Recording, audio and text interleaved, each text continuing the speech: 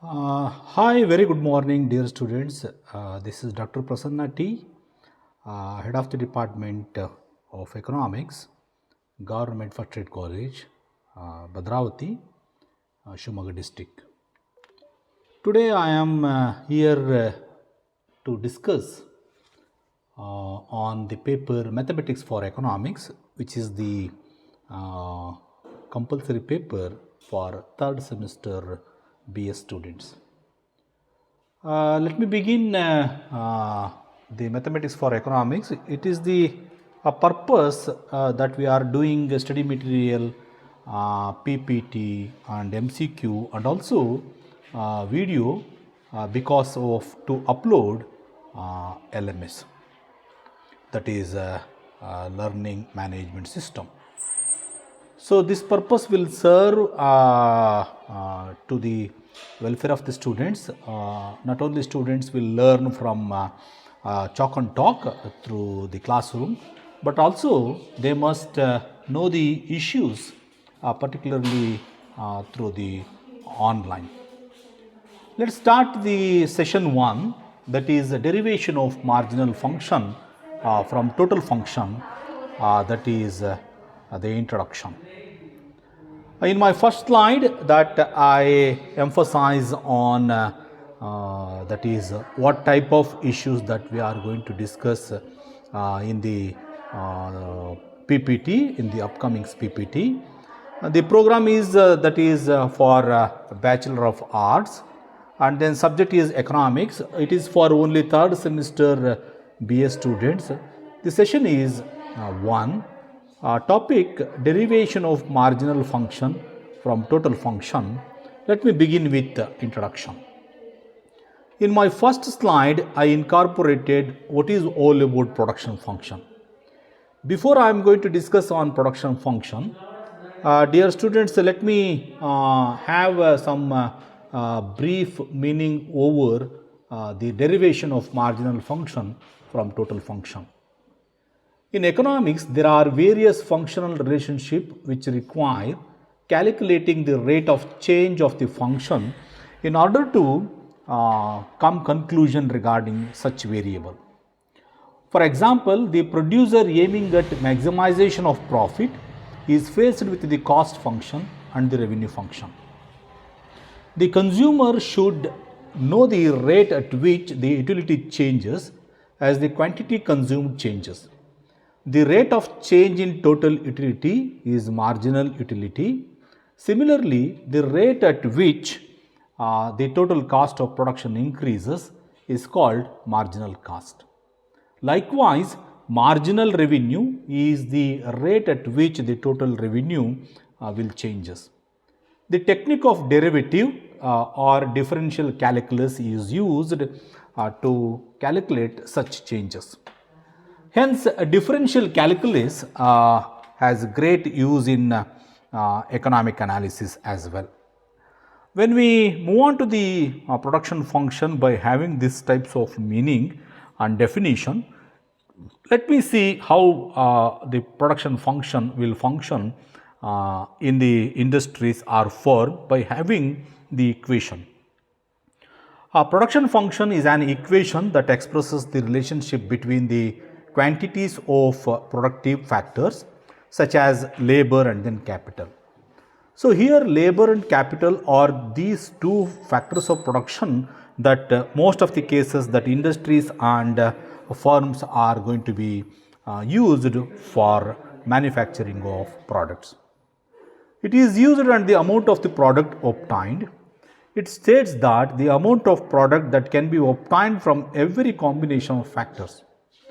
Assuming that the most efficient available methods of production are used. The general production function formula is Q equals F of KL. We know that Q is always depending upon KL. Q is quantity and then F is depending, K is capital and L is labor. Here any company for that matter in manufacturing industries are going to manufacture one commodity. They are always depending upon these two factors of production, that is capital and then labor. Let's move on to the next slide, that is the how F is going to be function in mathematical economics. The F is mathematical function depending upon the input used for the desired output of the production. For example, it means if the equation is rewritten as Q equals K plus L, that is, what actually I discussed in the previous slide is Q is F of KL. That means Q is always depending upon capital and then labor, where the Q is a dependent variable and then K and labor are independent variable. If we are going to combine this independent variable, that is capital and then labor in a firm, the company uses 2 units of investment, where the capital and then labor are going to be incorporated to manufacturing a commodity. The F is mathematical function depending upon the input used, where we are going to discuss. And then here we are going to consider Q equals K plus L, that is capital plus labor for a firm. If the company uses 2 units of investment, K, and 5 units of labor, that means producer can produce 5 plus 2, that is 7 units of goods is going to be equal. Hence, increasing production factor minus labor and capital minus will increase the quantity produced. Here, what I am mentioning here, that if a manufacturing industries are going to be incorporate these 2 factors of production, then definitely Q will be one of the good output we are going to get. Let me move on to the next slide, which is all about the marginal product. But before that, I am going to discuss furthermore on production function, what it is all about. Another formula that this function used is the Cobb-Douglas function, denoted by y equals AK alpha L beta. We know that here AK means that is always independent variable, alpha is always the capital towards that is output elasticity, and beta is the labor elasticity output. Then the thing is, what is demand and then what is elasticity? When we are going to consider the Cobb-Douglas production function, here we are going to define that what it is all about the demand elasticity. Demand, we know that the process of what do you call we will consider that demand is the desire, which will always followed by willingness to purchase and then ability to pay. If that is so in demand, what is elasticity is all about? Elasticity is nothing but there is an expansion and then contraction of the demand. Here Cobb-Douglas production function will appear just like that is capital and then labor, just like alpha and then beta are going to expand and then make going to contraction in their own, particularly in manufacturing industry, that is according to the producer. Here y equals AK alpha, L is beta, where A is the technology improvement factor and then K is the capital, we know that, and then L is the labor.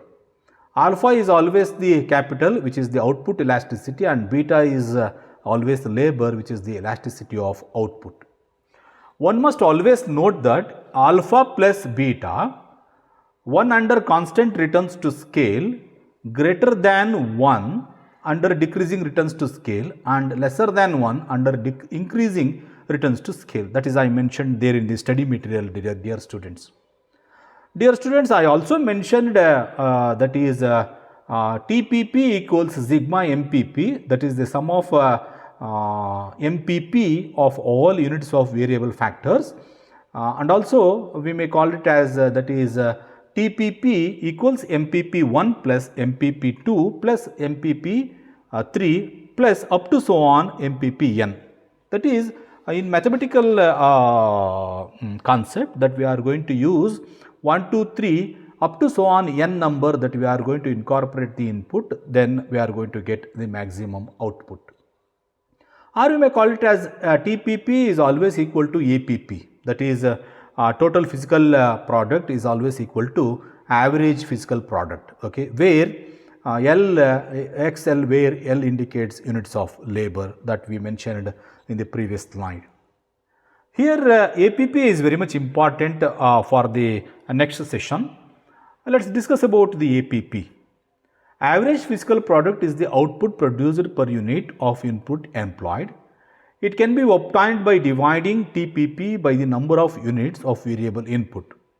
So, APP, that is average physical product, is always equal to TPP, that is total physical product, slash L, that is divided by labor, what I am going to discussing here. Where L is the unit of labor. For example, if 10 workers make 30 chairs per day, the APP of a worker per day will be 30 divided by 10 equals 3 chairs that he is going to manufacture. So, one must understood this concept, because for example, if 10 workers make 30 chairs per day, average, when we are going to calculate the average physical product, okay, then we are going to get the 30 divided by 10 is always equal to 3. If the productivity of a factor increase, it implies that the output per unit of input has increased. That is, APP, that is average physical product, is always equal to total physical product, where L indicates the units of labor. So, this is all about the TPP and then APP, that is total physical product and then average physical product. Let us move on to next slide, that is on the marginal product. Marginal product is the additional output of one more worker, that is additionally one.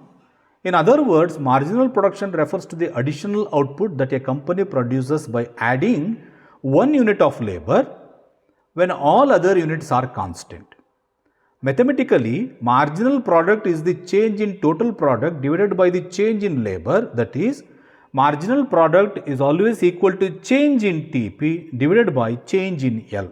That means, if you are going to make the total product will be change, will always divided by if you are going to change the labor itself. Then only we are going to get the MP, that is marginal product. Marginal physical product of an input is the additional output that can be produced by employing one more unit of that input while keeping other input constant. The marginal product can be defined as an increasing in total production of a factor of production that we are mentioning there, that is capital, labor, land and organization are the factors of production to manufacturing a commodity, which result from the increase in one unit in the factors of production. In contrast, other factors of production are kept constant. The marginal product formula is represented below. That is, marginal product is always equal to Qn minus 1 into and also divided by Ln minus Ln minus 1, where Qn is the total production at time n, that is n number. Qn minus 1 is the total production at time n minus 1. Ln is the unit at time, that is n. So, up to so on n you may utilize to manufacture a commodity. Then only derivatives will appear in the manufacturing industries. And then Ln minus 1 is the unit at the same time, that is n minus 1. For example, if 10 tailors can make 50 shirts per day and 11 tailors can make 54 shirts per day, the marginal product of 11 workers will be 54, which will always minus to 50 equals that we are going to get answer of 4 shirts per day that manufacturing industry are going to manufacture. That means the additional unit of labor when we are going to incorporate to manufacture a commodity, that is commodity is a shirt, if that is output, that is a dependent variable, and then independent variables are capital and then labor, and then these two independent variables are going to operate in output, and then always if additional unit of labor you are going to incorporate, that is if 11 workers are working, obviously the 4 shirts per day they are going to manufacture. That is what I said in the previous slide, that is MPP equals TPP divided by L. That is marginal physical product is always equal to total physical product with a unit of labor should be considered here. Where TPP is the change in TPP and L is the change in unit of labor, or MPP N means up to so on N that we are going to incorporate to manufacturing a commodity, are always equal to TPP N minus TPP N minus 1. For example, MPP of 2 units is always equal to TPP of 1 unit of labor. This is very much interesting, dear students. That is, MPP of 2 units is always equal to TPP of 1 unit of labor that is going to incorporate to manufacturing a product itself in the industry. So, if a manufacturing industries are going to be manufacturing a product or a new product, they must always think of the factors of production first. Then they are going to derivatives will be appears in such a manner that how they are going to utilize the factors of production such as land, labor and then capital, organization are going to be considered. So, here the thing is that if MPP of 2 units of is always equal to the TPP of 1 unit of labor, will be computing towards manufacturing industries that will appears in a way in which that marginal physical product is equals to total physical product of a labor. This is very much interesting in mathematical for economics. This is wonderful issue that we are discussed in the session 1. So, let us move on to the next slide, that is all about reference. That, dear students, all these derivatives that I have discussed now, that is on derivation of marginal function from total function. This is the brief introduction that I have given. All these things is covered in study material. You may go through MCQ also, okay. And then these study material I covered from Chiang-Gacy and Wainwright K. Fundamentals of Methods of Mathematical Economics, McGraw-Hill publication. And another one is Alan RJD, who wrote his books during 2015, that is on mathematics analysis for economists, that is Macmillan publication. And Dr. S.N. Yogesh, Mathematics for Economists, published his books under Mangaldeep publication, Rajasthan. And Dr. Basil Hans, Mathematics for Economics, HSRA publication, Bangalore. And also I personally written one book in Kannada, that is Ganatiya Arthashastra with Dr. Basil Hans, okay, that is under HSRA publication, Bangalore. Dear students, those who are opted mathematical for economics to study in the 3rd semester, if you people are studying this paper in Kannada version, please go to my book, which is published there in HSRA publication, Bangalore. That is, I quoted there in Ganatiya Arthashastra. I written with Dr. Basil Hans. Okay, dear students, please follow this. Okay, I will stop here. I will come up with the another session with another topic. With this, I will stop here. Thank you very much.